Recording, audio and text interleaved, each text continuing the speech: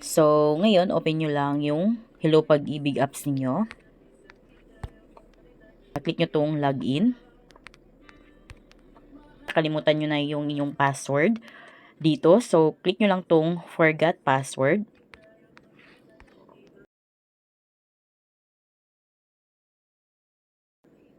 Dito, ilagay nyo lang ang inyong email or cellphone number at ang inyong birthday. Then, click next. So, dito para makapag-proceed kayo sa account recovery, kailangan yung mag-provide ng proof that this account belongs to you. So, click proceed. Dito, lagay nyo lang yung inyong first name, middle name, at last name. Then, click next.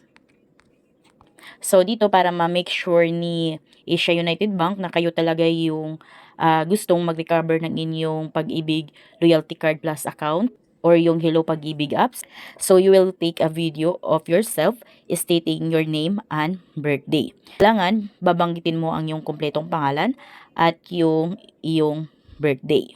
So, ito yung sample na sasabihin ninyo. So, kung handa na kayo, click nyo na itong record video.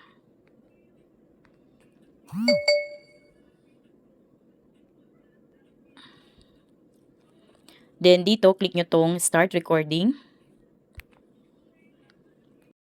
Then, dito, click nyo na yung continue.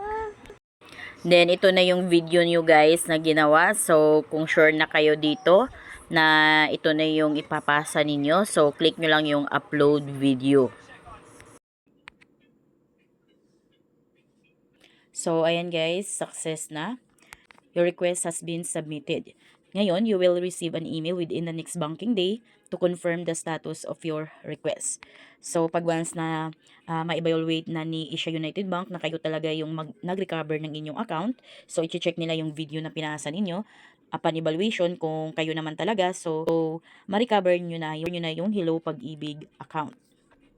After ma-evaluate ni Asia United Bank yung inyong pinasa na video, so pag na-sure nila or na-evaluate na nila na kayo yung nag-recover ng account ninyo, so magti-text sila ng ganito. Then, ito yung temporary password ninyo. Ito yung bagong password ninyo.